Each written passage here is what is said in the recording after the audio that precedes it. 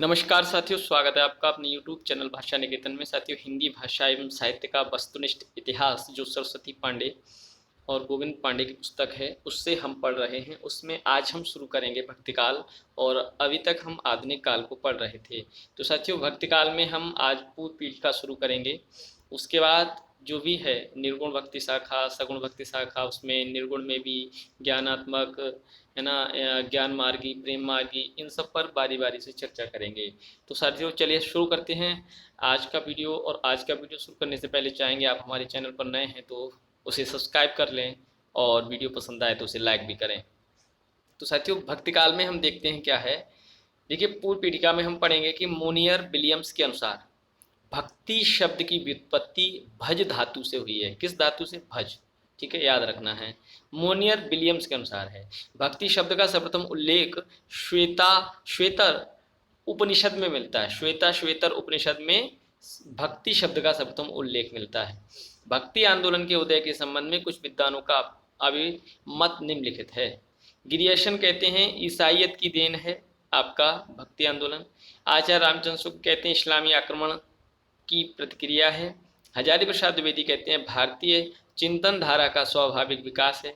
और गजानन माधव मुक्तिबोध कहते हैं कि ऐतिहासिक सामाजिक शक्तियों के रूप में जनता के दुख व कष्टों से हुआ है भक्ति आंदोलन का उदय। तो चलिए अब हम देखते हैं।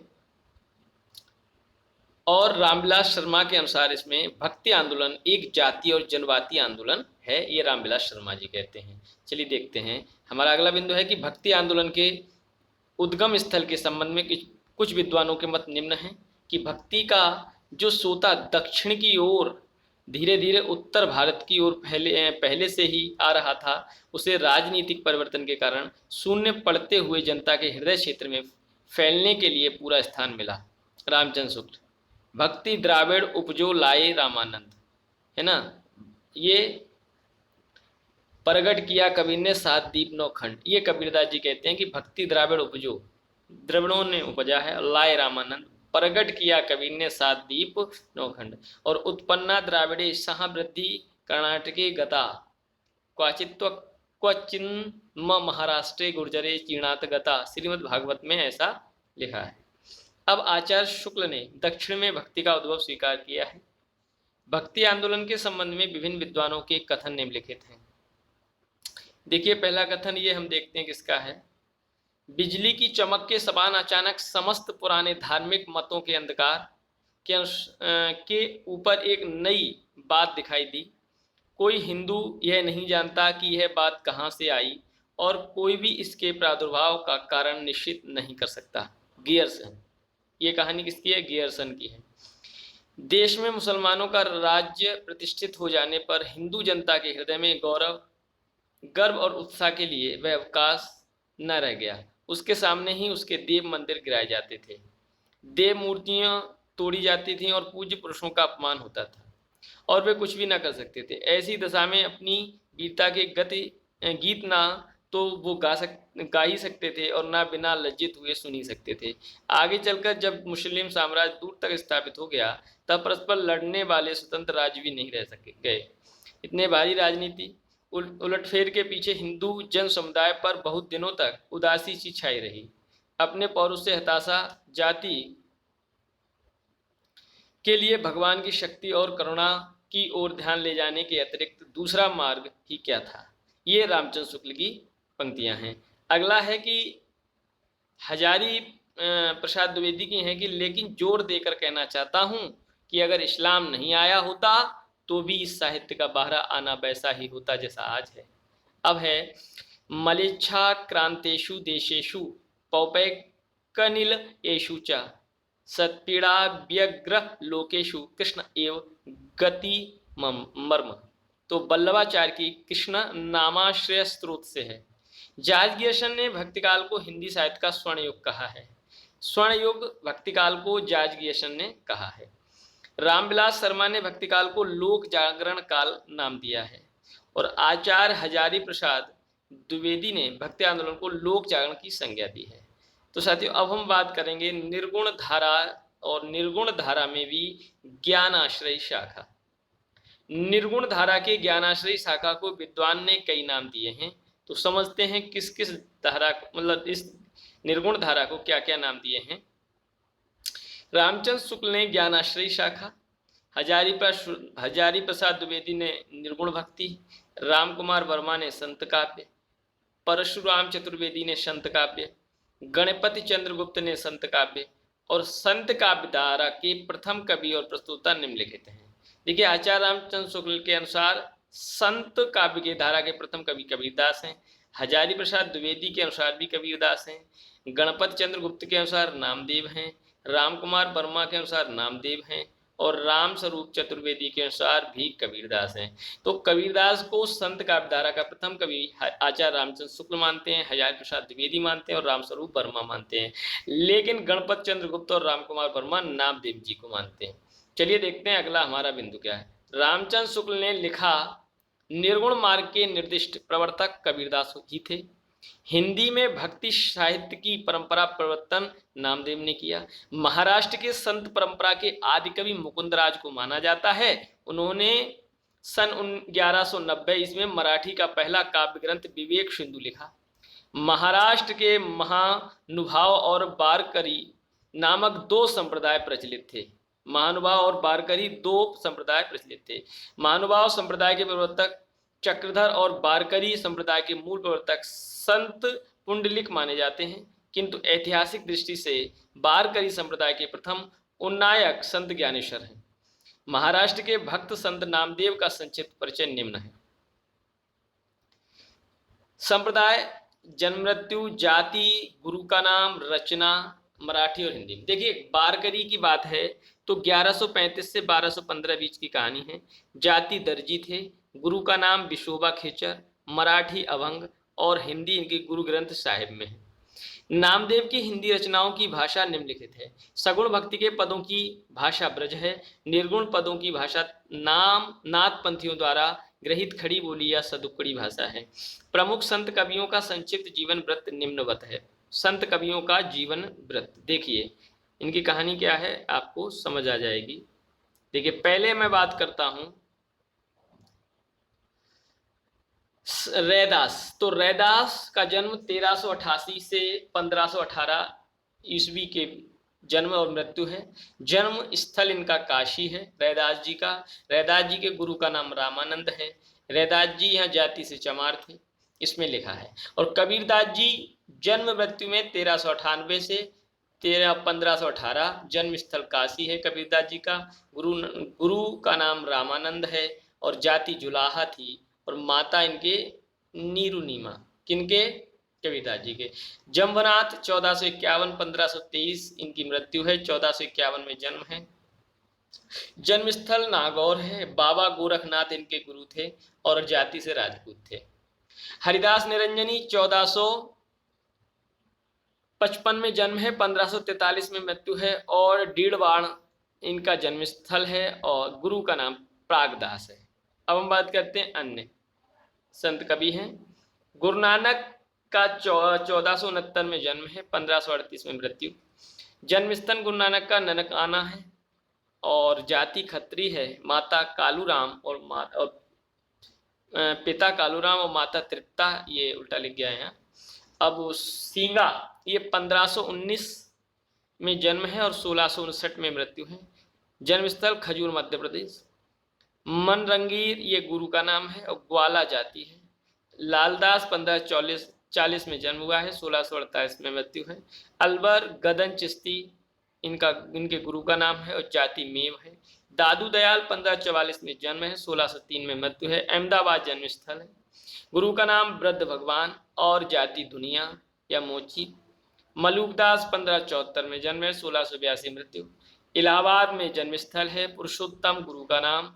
खत्रिय क्षत्रिय हैं और माता पिता में पिताजी सुंदरदास। बाबा लाल 1590 में जन्म है, 1655 में मृत्यु। पंजाब के हैं और क्षत्रिय जाति से थे। सुंदरदास आपके 1596 में इनका जन्म, 1689 में मृत्यु। जयपुर में इनका जन्म स्थल है। दादू दयाल गुरु हैं और बनिया जाति के थे। परमानंद पिता और सती इनकी माता थी।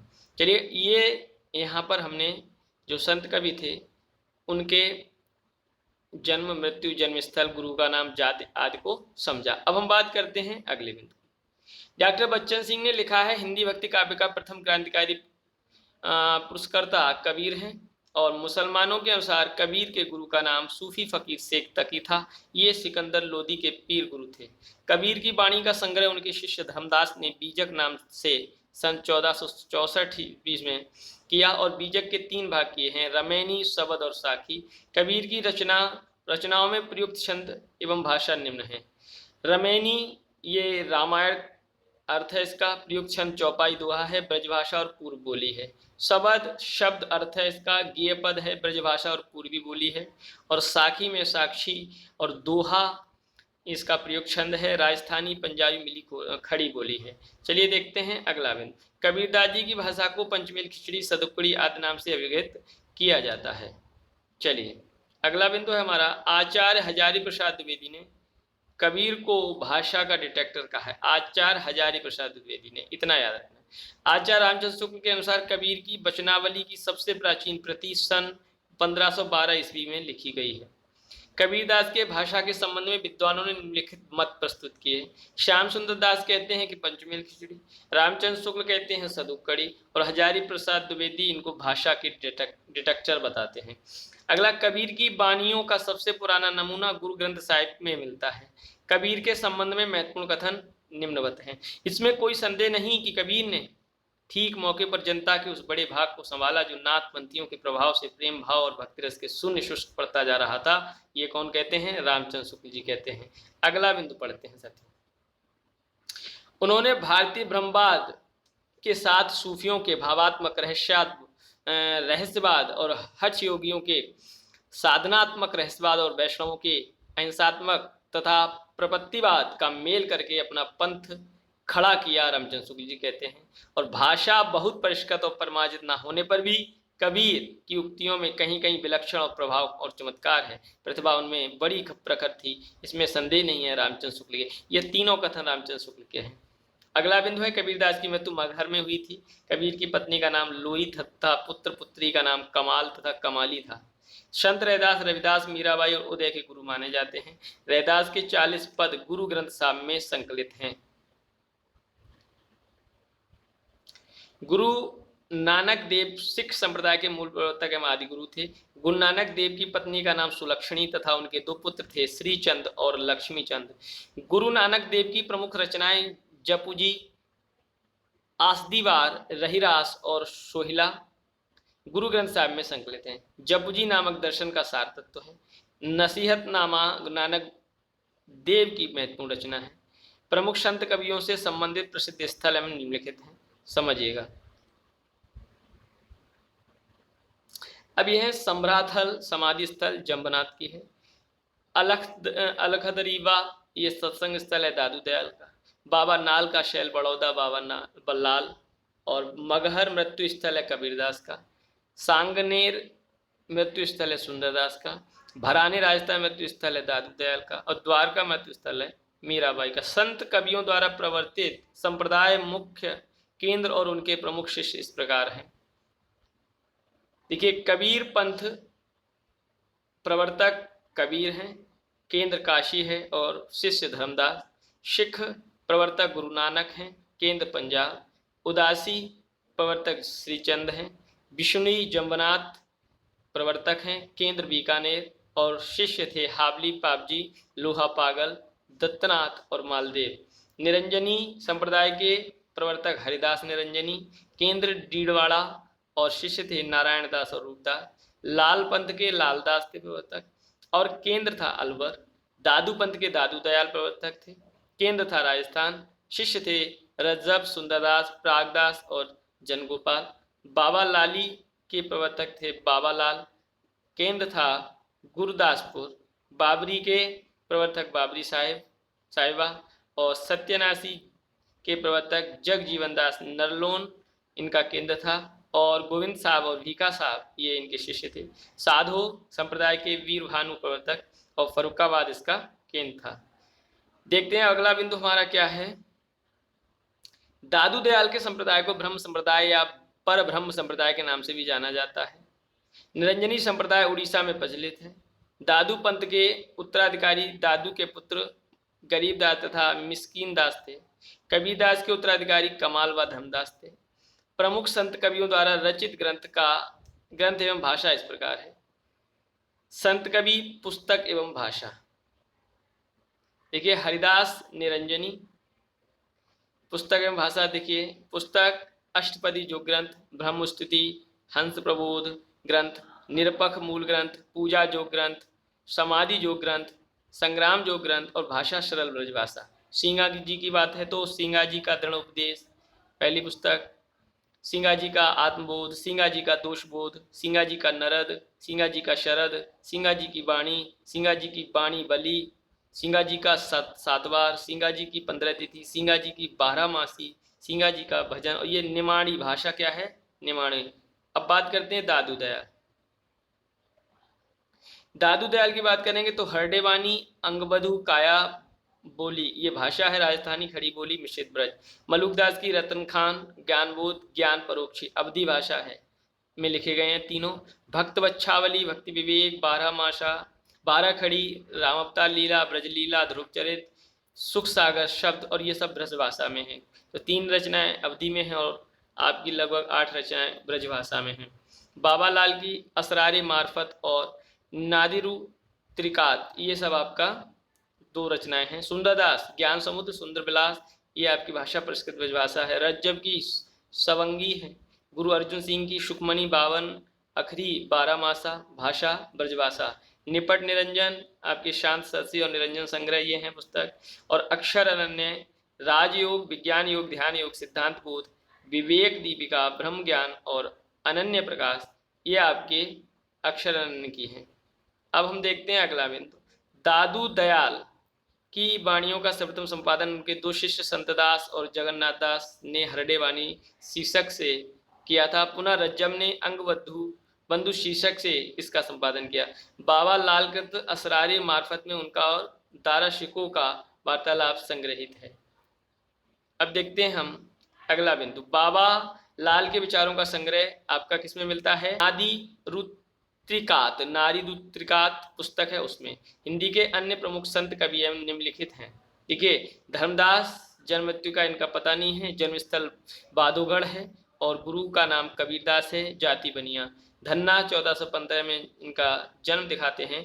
धुवान इनका जन्मस्थल है, रामानंद गुरु हैं और जाट जाति के हैं। पीपा 1425 जन्म है, गगरौनगढ़ इनका जन्मस्थल है, रामानंद गुरु हैं। सेन बोधागढ़ जन्मस्थल है, रामानंद गुरु हैं, नाई जाति है। शेख फरीद कोठीवाड़ जन्मस्थल है, मुसलमान जाति के हैं। बीरभान 1543 में जन्म है, उदयदास इनके गुरु का नाम है। बाबरी साहिबा 1542 में आपका जन्म है, 1605 ईस्वी में मृत्यु है और मायानंद गुरु का नाम है। रज्जब आपके संत कवि रज्जब जो हुए हैं वो 1567 में जन्मे, 1689 में मृत्यु, राजस्थान में इनका जन्मस्थल है। दादू दयाल गुरु का नाम है, मुसलमान जाति है। और इसके बाद सदना जो हैं वो कसाई जाति के हैं। और निपट निरंजन आपके 1531 जन्मे हैं, दौलताबाद इनका जन्मस्थल है और गौड़ ब्राह्मण है। अक्षर अनन्य दतिया आपका जन्मस्थल है, काष्ठ जाति के हैं। भीषण हैं, इनमें इनका लेखन है नहीं। तो चलिए हम बात करते हैं अगले बिंदु पर। संत कवियों की बाबरी साहिबा महिला संत साधिका थी। अक्षर अनन्य प्रसिद्ध शतसाल के गुरु थे। संत रज्जब का पूरा नाम रज्जब अली खां था और संत शेख फरीद का दूसरा नाम साहब ब्रह्म या इब्राहिम साहब शाह या शंकरगंज था। हिंदी की रचना करने वाले प्रमुख सिख गुरु निम्नलिखित हैं। संत सिख कवि, जन्म मृत्यु और ग्रंथ चलिए देख लेते हैं।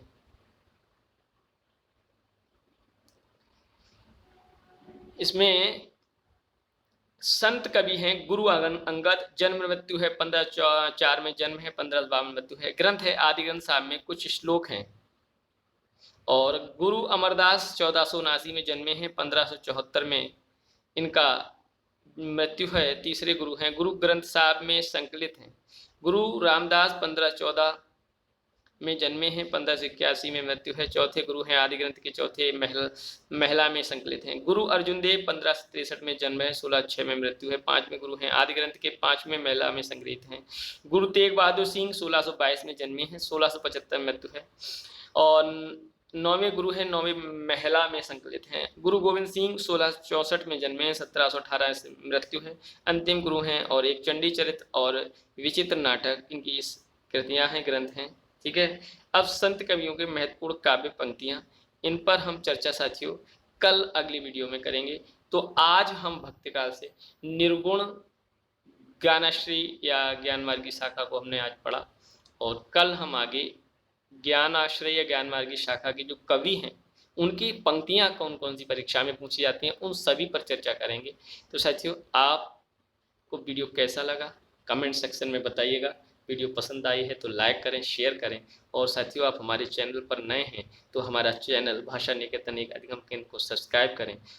और यदि आप हमारे टेलीग्राम चैनल के साथ ये जुड़ना चाहते हैं तो आप लोग हमारे टेलीग्राम चैनल का जो लिंक है वो आप डिस्क्रिप्शन में जाएंगे तो वहाँ आपको टेलीग्राम चैनल लिंक करके आपको एक ऑप्शन मिलेगा, उस पर क्लिक करके आप टेलीग्राम चैनल से जुड़ सकते हैं। और साथियों अगर आपको कोई भी दिक्कत है, यहाँ की पीडीएफ चाहिए, आपको नोट्स चाहिए, आपको पीडीएफ में बुक्स चाहिए, तो मैं मेरे चैनल पर आपको उपलब्ध करा दूंगा। तो साथियों फिर मिलेंगे अगली वीडियो के साथ, तब तक के लिए नमस्कार, धन्यवाद।